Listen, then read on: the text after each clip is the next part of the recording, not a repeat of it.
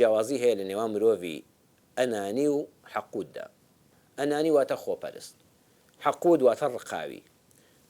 جیاوازی نێوان مرۆڤی خۆپەرست و ڕقاوی چییە؟ مرۆڤی ئەنانی کەسێکی زۆر خۆپەرستە خۆی لە تۆ خۆشتر دەوێ.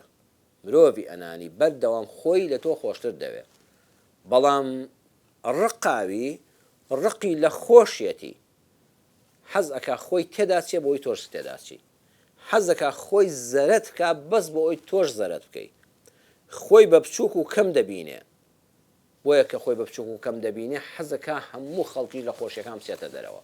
ئێستا ئیبلیس عەلەیه اللعنە بە حیقد و حەسەد بووە دوژمنی ئادەم. باشە خۆ ئادەم نە ماڵی ئەوی داگیر کردبوو، نە پێگەی ئەوی داگیر کردبوو، نە زەرەدی لەودا بوو، نە هاوشێوەی ئەو بوو، ئەو لە دنیایەکی خۆیدا، ئەم لە دنیایەکی خۆیدا، بەڵام ئادەم حاقید بوو، ئادەم ڕقاوی بوو، ڕقەکەی حەسوودیەکەی حقد و غیلی ناو دڵەکەی بەرامبەر بە ئادەم، خۆی بە بچووک دەزانی، خۆی بە بچووکتر دەزانی، لە ناخیا هەستی بە بچووکی خۆی دەکرد بەرامبەر بە ئادەم، وی ئامادە نەبوو سڵاوی ڕێزلێنانی پێشکەشکا بە فەرمانی خوای پەروەردگار، خوا فەرمی بە نەفرەت بی.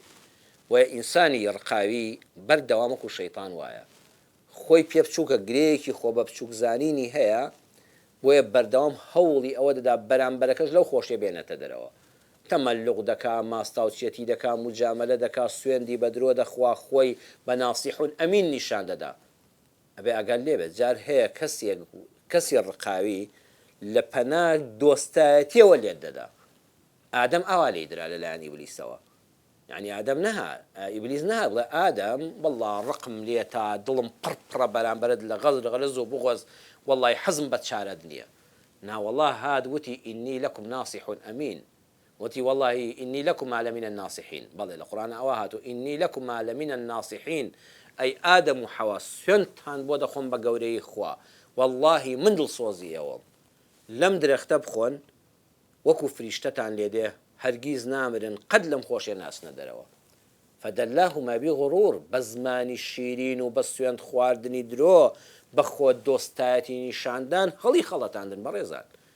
بۆیە زۆرجار حاقید گرفتەکەی لەوەدایە، ئەنانیەکە بەس خۆی لە تۆ خۆشتر دەوێ و شتێک زیادی بدەیە لە کۆڵت دەبێتەوە. حاقید ئەوەیە شەرت نییە بڵێ ژەهرم پێیە، یەک قاپ هەنگوینی بۆ هێناوی چەند بڵۆ پێ ژەهری خستی خستۆتە ناوەڕاستەکەیەوە، ئەڵێ ئەم شانە هەنگوینە بخۆ هەر هەمووی شیفایە، تۆش دڵی یەخوا و ماڵت ئاوا بێ، ئەقولە وەڵڵا عەزیەتت کێشە، قڕ بە سەرت هەرەوە تا خواردت، لە ناوەڕاستەکەیە چەند بڵۆ ژەهری بۆ داناوی، هەموو دەستە دەڕزێنێ.